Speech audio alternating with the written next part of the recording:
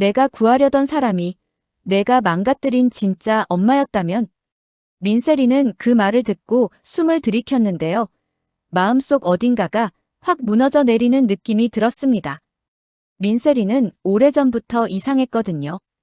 입맛이 루시아랑 묘하게 닮았고 바닷것만 먹으면 온몸이 뒤집히는 체질도 비슷했고 글을 쓸 때마다 왼손이 먼저 움직였는데요. 그게 우연이라고 스스로를 속이며 버텨왔습니다. 마치 자신이 그걸 모르는 척하면 세상이 지금대로 유지될 거라고 믿으면서요. 그런데 공 실장이 입을 열었습니다. 세리 아가씨, 이제는 알아야 해요. 그 한마디가 민강유통이라는 거대한 성벽에 쩍하고 금을 냈습니다. 회의실의 공기가 얼어붙었고 모두의 눈이 공 실장에게 집중됐습니다. 공 실장은 오랫동안 비밀의 문고리를 소나기에 쥐고 있었는데요. 그 손이 오늘 처음으로 떨렸습니다. 40년을 침묵으로 버텨온 손이었거든요. 공 실장은 스스로를 사람보다 규칙을 더 믿는 냉정한 집사라 여겨왔지만 사실 누구보다 감정에 약한 사람이었고 그 약함이 3번의 바꿔치기로 번졌습니다. 3번의 선택, 3번의 죄악으로요. 40년 전입니다. 공 실장의 목소리는 거의 속삭임에 가까웠습니다. 병원 신생아실 앞에서 고장을 일으킨 인큐베이터를 보며 저는 절망했었어요. 그날 저는 말했습니다. 살릴 수 있는 아이부터 살리자고요. 그렇게 저는 민두식 회장님의 진짜 딸을 보육원에 맡기고 자기 피부치 공경채를 민씨 집안의 장녀 민경채로 밀어 올렸습니다. 민경채의 얼굴이 창백해졌습니다. 하지만 공 실장은 멈추지 않았습니다. 이제 굳이 멈출 이유가 없었거든요. 그런데 여기가 끝이 아니었습니다. 20년 전이었어요. 루시아 아가씨가 낳은 아이와 민경채 아가씨가 낳은 아이. 울음이 잦아든 그 순간 저는 아기 침대를 바꿔놓았습니다. 공 실장이 한 걸음을 내디뎠습니다. 그런데 그 선택 뒤에는 민경채 아가씨의 직접적인 지시가 있었던 겁니다. 직접적인 거예요. 병실에 있던 모두가 민경채를 바라봤습니다. 루시아도, 문태경도, 민두식도. 모두의 눈이 한 여인에게 쏠렸습니다. 민경채는 그 말을 듣고 뒤로 한 발 물러났습니다. 그녀는 자신의 죄를 들킬 준비가 안 돼 있었거든요. 자신이 얼마나 일부러 그랬는지를 세상 앞에서 인정할 준비가 말이에요. 그녀의 입술이 하얗게 질렸습니다. 거짓말이야. 내가 그런 말을. 공경채를 주었을 때 제가 뭐라고 했었는지 기억하세요? 큰아가씨께서 직접 저한테 말씀하셨어요. 내가 낳은 아이는 이 집안에 필요 없다고요. 공 실장의 목소리가 더욱 커졌습니다. 그래서 저는 루시아 아가씨의 아이를 당신에게 안겼습니다. 더 완벽한 아이를요. 더 순수한 피를 가진 아이를요. 순간 공 실장이 휴대폰을 켰습니다. 모두가 숨을 죽였습니다. 공 실장의 손가락이 녹음 파일을 눌렀습니다. 정확히 20년 전 자정의 음성이 흘러나왔습니다. 민경채의 목소리였습니다. 우리 아기는 안 돼. 절대 안 돼. 이 애는 내 짐이 될 거야. 엄마처럼 비천한 피를 이어받을 내 아이는 없어야 해. 차라리 없는 게 낫다니까.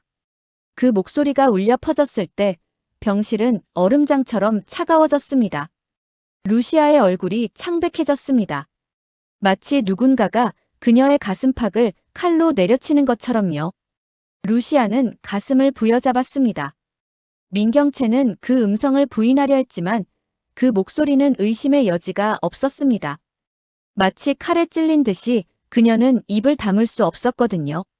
그 음성은 의도적이었고 냉정했고 절대적이었습니다. 아니, 그건 상황이. 내가 정신이. 그때 문태경이 차갑게 말했습니다. 상황으로 정당화될까요? 당신은 당신 딸을 버렸어요. 그것도 그냥 버린 게 아니라 의도적으로 버렸어요. 그리고 남의 딸을 훔쳤어요. 20년을 자신의 딸인 척 키웠어요. 이게 무슨 상황입니까? 문태경의 목소리는 얼음처럼 차가웠는데 그 안에는 순수한 분노가 흐르고 있었습니다. 그의 눈빛은 마치 30년을 잘못된 증오로 살아온 사람의 눈빛 같았습니다. 하지만 이제 그 분노는 더욱 명확한 대상을 얻었거든요. 민경채는 입을 다물 수 없었습니다. 자신이 저질렀던 선택, 그 선택이 얼마나 의도적이었는지, 얼마나 악의적이었는지가 고스란히 노출되었거든요. 그녀가 자식을 버린 이유는 약함이 아니었습니다. 계산이었거든요. 그렇게 첫 번째 폭탄이 터졌습니다. 하지만 이것이 끝이 아니었습니다. 공 실장이 더 두꺼운 서류 묶음을 펼쳤습니다. 모두의 얼굴이 더욱 창백해졌습니다. 30년 전 브레이크 사건만 해도 아닙니다. 공 실장의 목소리가 더욱 낮아졌습니다. 문태경 씨의 부모님 차 말입니다. 그 사건의 진실은 우리가 알고 있던 것과 완전히 달랐어요. 모두가 숨을 죽였습니다. 심지어 민두식도 침상에서 미약하게나마 신체 반응을 보였습니다. 그 사건 다음 3개월 뒤 저는 또 다른 일을 했습니다. 경채 아가씨의 남편 정호세의 아버지를 죽일 뻔했어요. 공 실장이 천천히 고개를 들었습니다. 그의 눈은 더 이상 집사의 눈이 아니었습니다. 죄인의 눈이었어요. 스텔라 장이 벌떡 일어났습니다. 뭐라고? 호세 씨가 문태경 씨 부모의 사고 진상을 파헤치려 했거든요. 그걸 막으려고. 저는 그의 차에도 손을 댔습니다. 브레이크 라인을. 다행히 그 차는 정비 중이었고 사고가 나지 않았어요. 하지만 저는 그것도 죽음을 바란 거였습니다. 명백하게 죽음을 원했던 거예요. 공 실장은 손을 들었습니다. 손가락이 떨렸습니다. 마치 그 손이 다시 브레이크 유압 라인을 자르는 악몽을 보고 있는 것처럼 말이에요. 그리고 호세 씨가 결국 사고로 죽었을 때 저는 몰래 사건 파일을 조작했습니다. 범인이 잡히지 않도록. 왜냐면 저는 그 범인이 누구였는지 알았거든요. 공 실장은 천천히 민두식을 바라봤습니다. 그리고 말했습니다. 민두식 회장님이십니다. 모든 사람이 조각상처럼 얼어붙었습니다.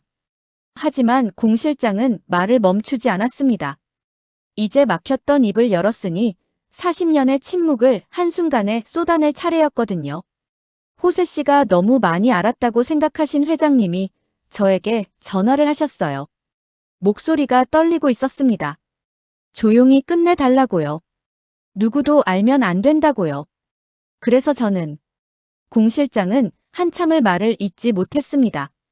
마치 40년 전 그 순간으로 돌아간 것처럼요. 저는 했습니다. 당신의 명령을 따랐습니다. 그리고 호세의 죽음을 사고로 위장했습니다.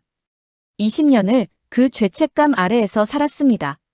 매일 밤 저는 공 실장의 목소리가 떨렸습니다. 실제로 울음이 섞여들었습니다. 죽인 사람의 목소리를 들었습니다. 민두식은 그 말을 듣고 온몸이 경직되었습니다. 그가 죽인 줄 알았던 호세를, 아니 자신이 시켜서 죽게 한 호세를 이제야 깨달은 것입니다. 자신의 손이 직접 그 목을 조른 게 아니라는 사실이 오히려 더 무서웠습니다. 왜냐하면 그렇다면 그 죄는 비극이 아니라 선택이었거든요. 의도적인 살인이었어요. 민두식은 입술이 파래졌습니다. 마치 죽어가는 사람의 입술처럼요. 내가 그랬단 말이야. 그것도 모자라. 주주총회 현장에서는 또 다른 폭탄이 터졌습니다. 민지섭과 민수정이 각각 자신의 지분을 루시아에게 넘기겠다고 선언했고 루시아가 최대 주주가 됐습니다. 회의실은 이미 침묵으로 가득 찼었습니다. 민경채는 자신만만했는데요. 그 자신감은 순식간에 부서졌습니다. 언니, 난 오늘부터 내 지분을 루시아에게 넘겨요. 민지섭의 목소리는 단단했습니다. 하지만 그는 앉지 않았습니다. 천천히 일어나서 회의실 중앙으로 걸어 나갔습니다. 모든 카메라가 그를 따라갔습니다. 그런데 내가 놓친 게 있어. 내 지분의 40%는 아직 내가 가지고 있어. 왜냐면 민지섭이 천천히 고개를 들었습니다. 그의 눈은 차갑고 단단했습니다. 내 정체가 아직 공개되지 않았거든. 난 아버지의 친아들이 아니야. 내 엄마가 아버지하고 헤어지기 전에 다른 남자한테서 낳은 아이야. 아버지도 알고 있었고, 나도 알고 있었어. 회의실 전체가 충격에 휩싸였습니다. 그리고 나는 왜 여기 있었을까? 아버지의 죄를 갚기 위해서예요. 내가 원한 건 민강 유통이 아니야. 내가 원한 건 아버지가 느끼는 공포였어. 너희 모두가 하루하루 자기 자리를 잃을까봐 떨며 사는 거. 매일 밤 불안으로 떨며 누군가에게 배신당할까봐 두려워하는 거. 바로 그거였어. 민지섭은 서류를 탁 내려놨습니다. 그 음성이 회의실 전체에 울려 퍼졌습니다. 이 집은 40%는 팔 거야. 최고가로. 누구한테? 아직 모르겠지만 어쨌든 이 회사는 앞으로 불안정할 거야. 매일. 계속. 아버지가 느껴본 불안감만큼. 호라는 완벽한 침묵에 빠졌습니다. 누구도 말을 이을 수 없었습니다. 왜냐하면 지분 1%가 왕좌를 바꾼다는 것은 이제 더 이상의 안정성이 없다는 뜻이었거든요. 제국은 한순간에 모래성이 되어버렸습니다. 경찰서에서는 또 다른 신문이 진행되고 있었습니다. 민경채는 조사실에 앉아 있었습니다. 조명이 그녀의 얼굴을 냉정하게 비추고 있었습니다. 20년 전 자신의 딸을 버린 일, 루시아의 딸을 훔친 일에 대해 물어받고 있었거든요. 그녀의 손은 테이블 위에서 계속 떨렸습니다. 검사가 물었습니다. 당신, 왜 그랬어요? 민경채는 한참을 말이 없다가 천천히 고개를 들었습니다. 그녀의 눈에는 눈물이 고여 있었지만 동시에 어떤 담담함도 함께 있었습니다. 난 엄마처럼 되고 싶지 않았어요. 비천하게. 그래서 난 내가 낳은 아이를 거부했고 더 나은 아이를 원했어요. 내가 원한 건 자식이 아니라 완벽한 상속자였어요. 내 피를 이어받을 그런 아이를 원하지 않았어요. 더 나은 피를 원했거든요. 그 고백은 변명이 아니었습니다. 오롯한 자기인식이었습니다. 하지만 그것이 더 무섭게 들렸습니다. 왜냐하면 그녀는 자신이 한 짓이 잘못됐다는 것을 알면서도 같은 선택을 다시 할 것 같았거든요. 검사가 펜을 놨습니다. 그리고 천천히 물었습니다. 자, 그럼 이건 어떨까요?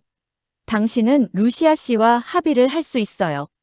모든 죄를 인정하고 당신의 유산 대부분을 민세리를 위해 기부한다면요. 민경채는 눈물을 흘렸습니다. 하지만 그건 참회의 눈물이 아니었습니다. 오히려 자신이 더 이상 선택할 수 없다는 절망의 눈물이었습니다. 내가 선택할 수 없다는 게 이상하네요. 루시아는 창가에 서서 하늘을 봤습니다. 하늘은 유난히 맑았고 구름은 가볍게 흘렀습니다. 루시아는 속으로 중얼거렸습니다. 태양은 삼켜지지 않더라. 그냥 가려질 뿐이야. 그리고 언제 또 누군가 무너질지 모르는 게 이 세상의 진짜 무서운 점이야. 문태경이 옆에 서서 말했습니다. 그래도 우리가 있으니까 괜찮습니다. 각자 다른 이유로 서로 다른 죄를 지었지만 우린 지금 여기서 서 있어요. 루시아가 돌아봤습니다. 그럼 이제부터 뭐 하지? 미안한 마음만 가지고 살아. 그게 가능할까? 모르겠어요. 하지만 적어도 우린 이제 안다는 게 다릅니다. 계속 망치는 것보다 멈추는 게 훨씬 어렵다는 것을. 모든 게 끝났다고 생각했을 때 뉴스 속보가 터졌습니다. 경찰, 20년 전 의문의 신생아 사망사건 재수사 착수. 공실장 증언으로 새로운 용의자 지목. 화면에 나타난 용의자는 루시아의 친언니였습니다. 다큐멘터리처럼 차분한 목소리로 자백했습니다. 내 아이를 빼앗아간 그들을 용서할 수 없었어. 그래서 나는 그 아이를 끝내기로 결정했어. 루시아는 그 뉴스를 보다가 천천히 무릎이 꺾였습니다. 왜냐하면 그 사건의 피해자로 지목된 신생아는 공 실장이 숨겨둔 민두식의 진짜 딸이었거든요. 그렇다면 민경채는 뭐지? 루시아가 속으로 중얼거렸습니다. 공 실장의 딸도 민두식의 딸도 아닌 이 모든 카오스의 중심에 서 있는 아무것도 아닌 사람. 문태경이 루시아의 손을 잡았습니다. 그래요. 그게 이 세상이야. 우리가 원했던 정의도, 우리가 원했던 구원도 어디까지나 누군가의 또 다른 죄악일 수 있다는 거. 그렇게 이 이야기는 열려 있었습니다. 닫혀 있지 않았습니다. 왜냐하면 진짜 막장은 끝이 없거든요. 그리고 끝이 없다는 것은 언제 또 다른 누군가가 무너질지 모른다는 뜻입니다. 하지만 이번에는 다를 겁니다. 이번에는 서로를 붙잡을 손들이 있을 테니까요. 아직까지는 드라마 리뷰 탐정의 다음 추리도 놓치지 마세요. 더 흥미진진한 리뷰를 위해 구독, 좋아요 부탁드려요. 감사합니다.